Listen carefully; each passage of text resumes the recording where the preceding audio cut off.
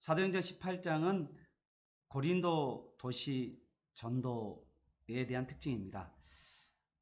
1절에서 4절까지는 고린도 도시에서 아굴라와 브리스길라의 만남이 있었고 5절에서 17절까지는 이 성 중에 내 백성이 많다라고 주님께서 격려해 주시는 말씀이고 18절에서 21절은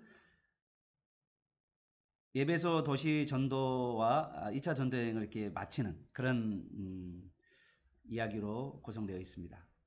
1절에서 4절은 고린도 도시에서 아굴라와 브리스가 만남이라는 말씀이 있는데요. 바울이 고린도 전서라는 편지를 썼는데 2장 1절에서 3절에 보면 고린도 지역, 고린도 도시를 전도할 때 그 사항이 좀 설명되어 있어요.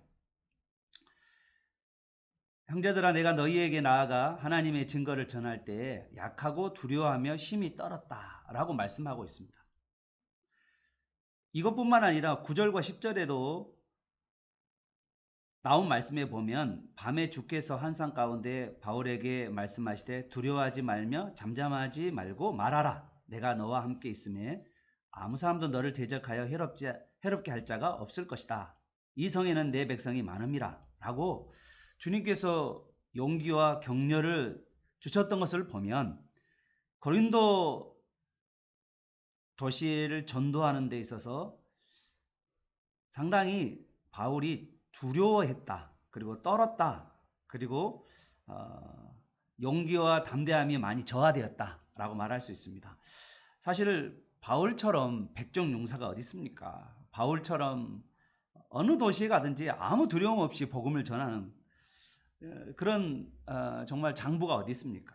그런데 그러한 장부도 이 고린도 도시에 와서는 상당히 많이 두려워했던 것 같아요. 아마도 제 생각에는 고린도 교회가 다른 지역보다 상당히 컸고요. 그리고 사실 이곳은 음란의 도시였고 뭐 누구에게 말을 걸어도 들어줄 사람이 없게 보이는 그런 거 보이잖아요. 우리가 전도할 때 보면 이 지역은 분위기가 되게 세. 진짜 전도하기 되게 씨알이 안 먹혀. 뭐 그런 거 있거든요. 해도 보면 그렇게 돼요. 저도 여기저기에 전도하러 다녀보면 유독 전도하기에 좀 팍팍한 곳이 있어요. 근데 이제 그곳에 팍팍하긴 한데 거기에서 이렇게 계속해서 인내심을 잃지 않고 복음을 전하다 보면 의외에 하나님께서 사람을 붙여주는 그런 경험을 제가 종종 있었거든요. 그래서 오히려 또 사람이 받아주고 전도주의가 많이 이렇게 전도지를 이렇게 나눠주면 이렇게 받아주고 그런 사람들 보면 의외로 이렇게 연결되지가 않아요. 받아주기는 잘 받아주고 네 막 그렇게 말도 참 잘하는데 특히 이제 제가 충청도 전도도 한번 해봤었는데 충청도에서도 늘 그분들이 네 알아슈 그렇게 말만 하지 실적은 나오지는 않더라고요. 그런 경우도 내가 보면서 이게 사람들이 이렇게 반응한 것과 달리 또 구원을 얻는 것은 또 다른 문제구나라는 것들을 저는 전도 현장에서 많이 경험하게 돼요. 바울도 사실은 이 고린도 지역에 처음 갔을 때 와 이건 정말 씨알도 안 막히는 데구나. 정말 힘든 데구나. 이게 온통 이게 음란 도시라 이게 어쩔 수 없구나. 이제 이런 것들을 이제 바울도 실감했던 것 같아요. 이 고린도 지역이 사실은 바울이 이제까지 전도한 지역 가운데 가장 컸다라고 이야기하고요. 그 당시만 해도 70만이었다라고 이야기해요. 그리고 이제 고린도 옆에가 아덴이라는 지역이 있는데 그 아덴은 철학 우상의 도시라면 여기는 음란의 도시라고 대표적인 음란의 도시라고 말할 수 있는 것이죠. 그래서 참 이 고린도 지역에 와서 그 큰 도시와 그리고 그 음란과 우상이 아주 가득한 그 도시 가운데 그 사람들의 눈빛이 정말 어떻게 보면은 호의적이 받아들이지 않는 그런 모습들, 그런 모습을 보고 바울이 되게 좀 두려워하고 낙심했던 모습을 보게 됩니다. 아니 그때 주님께서 고린도에서 아주 귀한 동역자 하나를 만나게 만듭니다. 사실 이제 바울이 베리아 도시를 선교하면서 베리아에 이제 실라와 디모데를 남겨놓고요. 어쩌면 홀로 지금 아덴까지 왔다가 그 다음에 또 바울이 아덴에서 그들을 또 만나서 합류하고 그러다가 다시 또 이 실라와 디모데를 마게도냐의 어린 교회를 염려해서 바울이 또 디모데는 데살로니가 교회에 보내고 또 실라는 아마도 빌립보 또 베리아 지역을 아마 보냈던 것 같아요. 그래서 다시 혼자인 거예요, 지금. 혼자서 고린도 지역에 와서 고린도 도시를 전도하는 바울. 그 바울이 그들을 사람들 얼굴 표정 보면 알잖아요. 분위기 보면 또 알잖아요. 영적 분위기를 보면 알잖아요. 그걸 바울은 알고 있었기 때문에 되게 답답했던 것 같고 두려웠다까지 했다라고 기록되어 있는데, 그런데 하나님께서 아굴라와 브리스길라라고 하는 신실한 부부를 거기서 만나게 합니다. 사랑하는 여러분, 혼자서 뭔가 시작하려고 할 때 여러분 두렵잖아요. 안 그런가요? 전도도 마찬가지고 이 세상 모든 일들이 뭔가를 새롭게 시작하고 새로운 직장, 또 새로운 일, 또 새로운 어떤 일들을 해나갈 때 되게 두려움이 우리에게 엄습해 오잖아요. 우리 교회도 우리 가족이 교회를 개척할 때 얼마나 마음이 위축되고 또 담대함이 또 때로는 저하되는지 그럴 때도 있었어요. 그런데 우리가 이렇게 전도하는 가운데 우리 가운데 또 아굴라와 같은 신실한 도역자들, 그런 분들을 우리에게 붙여주셔서 지금 어떻게 보면 우리 함께하는 풍성교회가 성장해 가고 있다. 믿으시면 아멘. 우리 이런 하나님의 그 때를 따라서 돕는 은혜가 우리에게 꼭 있고요. 오히려 완강한 거부하는 그곳 가운데 하나님의 특별한 은혜가 있습니다. 바울이 답답하고 혼자 있을 때 하나님께서 브리스가와 아굴라를 붙여주었던 것처럼 우리 모두가 그런 브리스가 아굴라와 같은 서로의 좋은 동역자가 되기를 축복합니다. 우리 모두가 위축되고 힘들 때 서로에게 정말 좋은 동역자가 되어서 서로를 세워주는 아름다운 교회가 되기를 축복합니다. 성경에 브리스가 아굴라가 나오는데 특별하게 사실 아굴라가 남편이고 브리스갈라가 이제 여자 부인이죠. 그런데 이제 아굴라가 먼저 나오지 않고 브리스길라가 먼저 나와요. 그 이유가 뭘까라고 생각해 보면 브리스길라의 신앙이 아굴라보다 좀 더 성숙했던 것 같아요. 그래서 로마서에 같은 경우는 브리스길라 아굴라가 바울과의 관계를 이야기하는데 자기 목숨을 내어놓을 정도로 그러한 사람들이 바로 브리스길라 아굴라 부부였다라고 말하고 있습니다. 자, 그리고 나서 그러면 하나님의 귀한 만남을 만났는데 특히 이제 그들이 어떻게 해서 만나게 되는가에 대해서 성경에 기록되어 있는데, 성경에 보면 3절에 보면 이렇게 나오잖아요. 생업이 같다라고 얘기했어요. 원래 유대인들은요, 자녀들에게 자립할 수 있도록 한 가지 기술을 꼭 가르친대요. 아마 이제 바울도 유대인이었기 때문에 바울이 아마 텐트, 천막을 만드는 그런 업을 배웠던 것 같아요. 이 업은 아주 고급스러운 업입니다. 아주 또 돈을 많이 벌 수 있는 업이거든요. 근데 그 업을 누구도 같이 하고 있었냐면 브리스가 아굴라도 그런 업을 하고 있었던 것 같아요. 그러다 보니까 자연스럽게 이 천막을 만드는, 텐트를 만드는 그 현장 가운데서 이 부부가 만나게 되고, 그리고 이 부부가 다시 이제 그 집에 들어가서 같이 살게 되는 그런 이야기가 되어 있죠. 근데 이게 사실은 이 브리스가 아빌라가 2절에 보면 잘 아시다시피 원래는 로마에 있었어요. 로마에 있던 사람이 고린도로 이제 넘어오게 되는데, 그게 뭐냐면 이 아굴라는 사람이 유대인인데 이 유대인이 로마의 황제의 추방령에 따라서 로마에서 여기까지 지금 고린도까지 와게 됐잖아요. 그 와게 된 그 과정 가운데 하나님께서 이 또 바울과 이렇게 만나게 하시고 그러면서 같이 평생의 동역자가 되은 거죠. 사랑하는 여러분, 우리에게도 평생의 동역자로 서로를 정말 섬기는 아름다운 동역적 관계로서 삶을 살아가는 저와 여러분 되시길 축복합니다. 그리고 이제 바울이 이제 회당에서는 낮에 일하고 또 이제 안식일이 되면 회당에 가서는 또 강론하면서 예수가 그리스도임을 복음을 증거하는 그런 모습을 보게 됩니다. 그게 4절의 이야기죠. 5절부터 17절까지는 이 성에 내 백성이 많다라는 말씀이 있죠. 5절을 한번 보시면 이제 드디어 실라와 디모데가 마게도냐에서 돌아오잖아요. 그리고 나서 바울이 그 처음에 두렵고 떨림으로 있다가 하나님께서 브리스가 아굴라를 붙여주시고 이제는 또 그의 영적인 동역자인 실라와 디모데가 이 고린도에 딱 합류하니까 이때부터 정말 신기하게 바울이 하나님의 말씀에 붙잡혀가지고 유대인에게 예수는 그리스도라고 아주 밝게 증거하면서 담대하게 복음을 증거하는 모습을 보게 됩니다. 그 대장부인 바울도 사실은 이렇게 영적인 동역자를 만나니까 물 만난 고기처럼 그냥 활력을 얻게 되는 것을 보게 돼요. 정말 믿음의 동역자를 함께 한다는 것은요, 이거는 엄청난 힘이 됩니다. 전도 현장에도 마찬가지고요. 교회 현장에서도 교회 사역할 때도요, 여러분. 같이 믿음의 동역자와 함께 뭐 어떤 일을 하면요, 두세 사람만 있어도 사실은 어떤 일이든 두렵지 않다라고 하는 분도 많아요.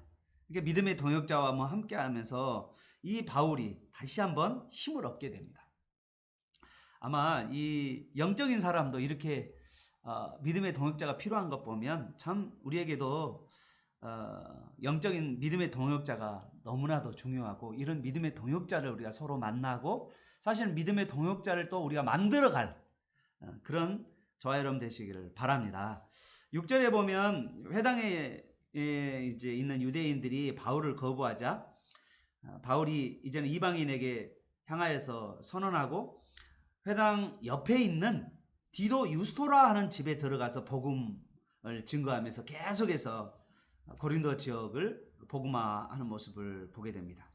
그 연례로 해당장 그리스보란과 그의 온 집 그리고 수단 고린도 사람들이 믿고 세례를 받고 거봐요. 처음에 엄청 두려워했는데 엄청 많은 사람들이 고린도 교회를 영성하게 되죠. 이제 9절과 10절이 바로 그런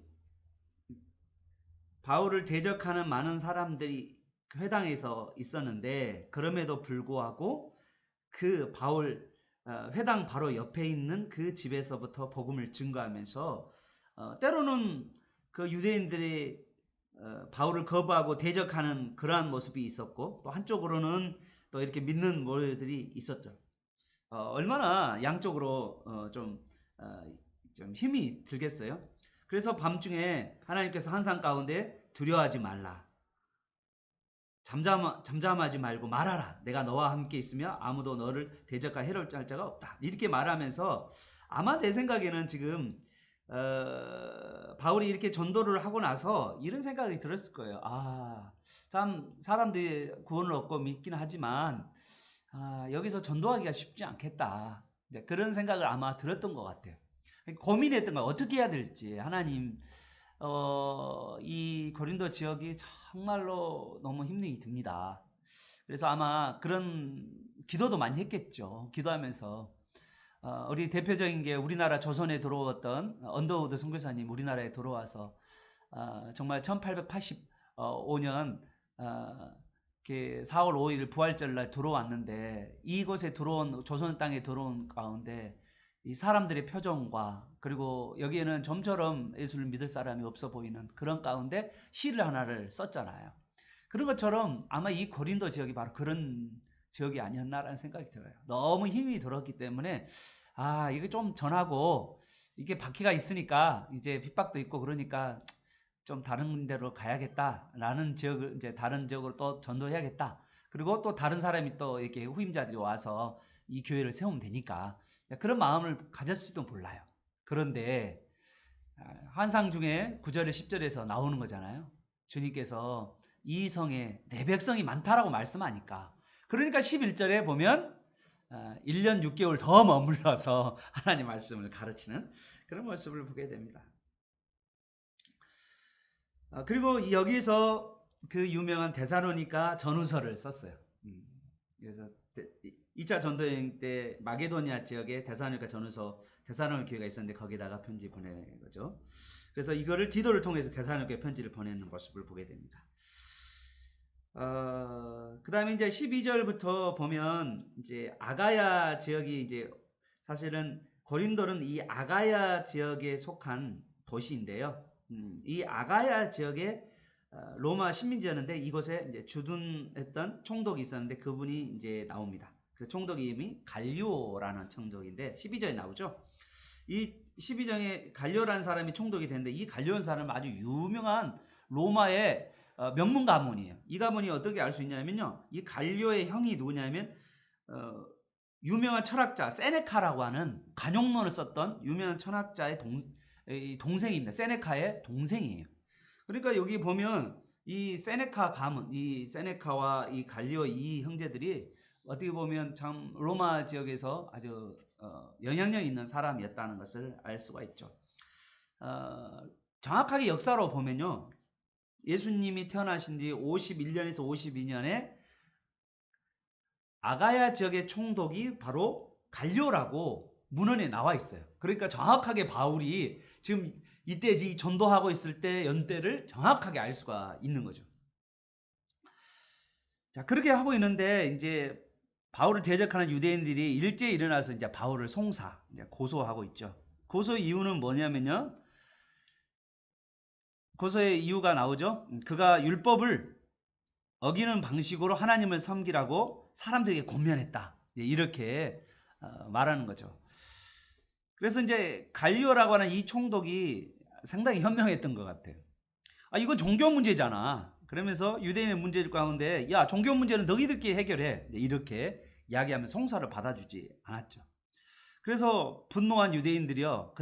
그때 해당장, 지금 이제 그리스보라고 하는 사람 해당장이 예수를 믿어버렸기 때문에 분명히 이제 그리스보는 이제 해당장이 안 될 거고, 유대인의 해당장으로 이제 두 번째로 다시 세워졌던 사람은 또 그 다음 세워졌던 사람이 소스테라는 사람이었던 것 같은데, 그 소스테라는 사람이 해당장이 붙들려 가지고 재판장에서 아니 자기들끼리 자기 민족을 막 해당장을 때리는 그런 집단 폭력을 가하는 모습을 보게 돼요. 근데 갈리오가 그거를 또 막지도 않아. 자기들끼리 문제니까 갈리오 총독이 그런 모습이 나옵니다. 이 사람 이 소스테네는 이제 그 다음에 이렇게 폭행을 당하고 나서 그리스도를 믿었던 것 같아요. 그리고 바울과 함께 복음에 동참한 인물인데요. 그걸 어떻게 하냐면 바울이 고린도 전서를 쓸 때 자기와 함께 있는 고린도 사람 소스테네의 안부를 고린도 교회에 전하는 걸 보면 분명히 이 소스테네도 예수를 믿었다는 거죠. 소스테네에게 이제 유대인들이 폭행을 가한 다음에 아마 이 소스테네 유대인도 마음에 어떤 변화가 있었던 것 같아요. 그리고 어떻게 예수를 믿게 됐는지 정확하게 알 수는 없지만 하나님께서 여러 가지 방법으로 자기 택한 백성들을 남김없이 아주 이성의 구원받을 자가 많다라고 하는 말을 통해서 남김없이 찾아내시고 또 구원해내시는 그 하나님의 역사를 보게 됩니다. 18절부터 22절 이제 마지막에 이제 여기 고린도 도시를 전도한 다음에 이제 에베소를 건너서 2차 전도를 마감하는 그런 과정에 있습니다. 바울이 이제 수리아 안디옥으로 귀환할 계획을 가지고 이제 움직이고 있습니다. 18절 움직이는 가운데 그가 이제 갱그리아로 가게 되는데요. 이 갱그리아에서 바울이 소원을 하고 머리를 깎는 모습을 보게 돼요. 이게 갱그리아에 보는 항구 도시입니다. 너무 멋있죠. 이제 고린도 지역에서 고린도라는 이 항구 도시는 어떠냐면 레기온이라고 하는 지역이 있고, 레기온이 로마 쪽에서 오는 항구고요. 그 다음에 이 로마 쪽의 레기온에서 어디로 넘어가냐면 육로로 이렇게 쭉 이렇게 옮기는 사람들이 옮겨가지고 어디로 가냐면 갱그리아 항으로 가서 거기서 이제 터키, 소아시아, 그리고 저 다른 이렇게 아시아 쪽으로 방향을 틀어서 이렇게 배가 움직이는 그런 과정에 있는 어쩌면 이 중간에 있는 지역이 바로 고린도 도시죠. 거기에 이제 갱그리아를 통하여서 이제 어디로 가냐면 수리아 안디옥으로 가려고 하는 거죠. 지금 그 과정 가운데 이 갱그리아에서 바울이 배를 타고 이제 다시 가려고 하는 그 장 가운데 소원을 하는 것을 보게 됩니다. 왜 바울이 여기서 소원을 했을까 하는 거죠. 22절과 저는 연관해서 봤어요. 바울이 이제 수리아 안디옥 교회로 바로 직행하지 않고 22절에 보면 가이사랴 지역으로 가서 가이사랴 상륙에서 예루살렘 교회에 가서 안부를 물은 다음에 그 다음에 수리아 안디옥으로 내려가는 말씀이 있잖아요. 이제 사실은 지금 바울은 예루살렘 교회로 가야 되잖아요. 먼저 예루살렘 교회 바울은 그 가는 곳마다 바울이 유대인들에게 핍박을 많이 받았고 또 예루살렘 교회도 할례당이라는 사람들이 일거는 유대인들이 또 바울을 환영하지 않기 때문에 아마 바울이 예루살렘 교회에 부담을 주지 않기 위해서 여기서 할례를 하시면서 유대인의 정통을 지키고 있다라는 것들을 예루살렘 교회의 사람들의 부담을 주지 않기 위해서 하는 것 같아요. 사실 이제 바울은 이 예루살렘 교회와의 관계 그리고 또 수리아 안디옥 교회의 관계를 끊을 수 없이 계속해서 이 교제하면서 보고를 해야 하는 모습을 보게 돼요. 바울이 계속해서 이 보고하면서 살아가는 모습을 보면 참 아름답습니다. 왜냐하면 자기가 독자적으로 어떤 일들을 하지 않고 반드시 그 교회와 연결해서 사역을 해가는 그런 모습. 이게 바울의 모습이거든요. 교회를 중심으로 한 사역. 어디 보면 예루살렘 교회 보고하면서 예루살렘 교회도 세워주고, 그죠? 또 안디옥 교회도 세워주고, 그리고 계속해서 교회의 일치와 연합을 해가는 그 바울의 성숙한 그 모습을 보게 됩니다. 덕을 세우고 배려하고 일치해가는 그런 아름다운 모습이죠.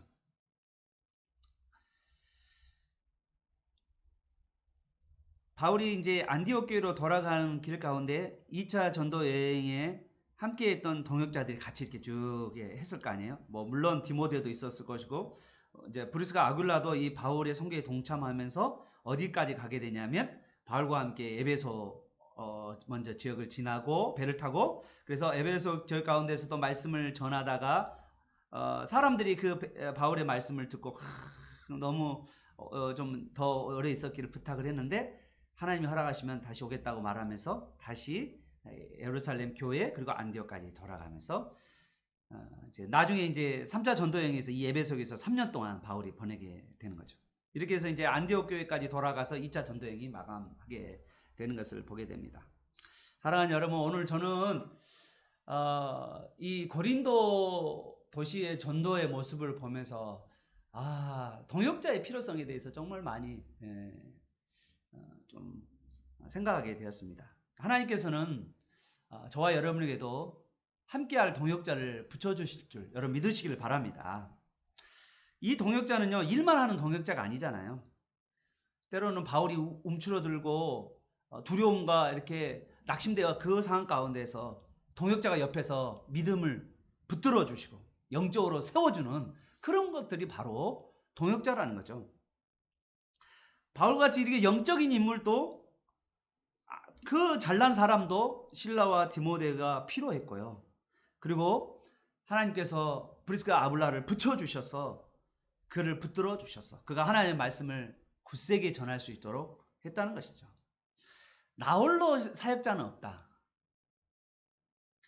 바울은 로마서 16장이나 디모데 후서 4장에 보면 그 주변에 수많은 동역자가 있었던 것을 보게 돼요. 여러분 동역자는 하나님이 붙여주시지만 그 동역자를 계속해서 여러분이 같이 교제하고 세워가고 함께하는 노력들이 필요해요.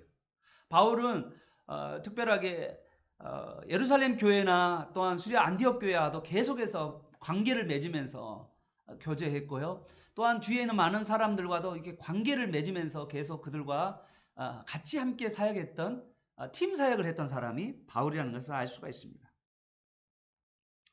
고린도의 브리스가 아굴라와 소스테네 그리스포 많은 동역자들이 그에게 있었고 그리고 그 동역자를 통하여서 같이 하나님 나라의 복음과 교회를 세워가는 그런 바울의 모습을 보게 됩니다. 사랑하는 여러분, 여러분에게도 이런 믿음의 동역자가 있기를 바랍니다. 이 믿음의 동역자가 혹시 없는 분들은 기도하세요. 하나님은요 사람을 붙여주십니다. 그리고 하나님이 그 믿음의 동역자를 통해서 여러분의 영적인 정말 영적인 영역을 또 세워주고 또 함께 사역할 때 담대함을 주실 줄로 믿습니다. 오늘 이러한 그러한 은혜가 여러분 모두에게 임하기를 축복합니다. 아멘. 기도하겠습니다. 하나님 아버지, 오늘 바울이 고린도 도시를 전도하는 가운데 두려워하고 떨었다고 그랬습니다. 우리도 때로는 예수 그리스도를 믿는 가운데 그를 전하고 또 나눌 때 두려워하고 떨리고 때로는 우리의 안일함 때문에 때로는 우리의 또 낙심함 때문에 우리가 때로는 하나님의 말씀을 나누지 못하고 전하지 못할 때가 있습니다. 오늘 그러한 바울에게 하나님께서는 브리스길라, 아블라 또 실라와 디모데라는 그러한 사람들을 붙여주셔서 그리고 많은 믿음의 사람들을, 고린도의 사람들을 붙여주셔서 함께 동역하도록 도와주셨습니다. 하나님 우리에게 때로는 어떤 일을 시작할 때 또 우리에게 정말 교회를 개척하고 교회를 세워가는 모든 일 가운데 브리스길라, 아울라 같은 그런 충성되고 그리고 신실한 그런 동역자들을 우리가 다 만나게 알려주셔서 우리 교회가 든든히 세워져 갈 뿐만 아니라 또한 우리 교회 서로 성도들이 우리 서로 간에 우리 브리스길라, 아울라 같은 그런 신실한 동역자로 서로를 섬기고 돌보는 그런 아름다운 관계를 가진 교회를 세워갈 수 있도록 도와주시옵소서. 예수님의 이름으로 기도합니다. 아멘.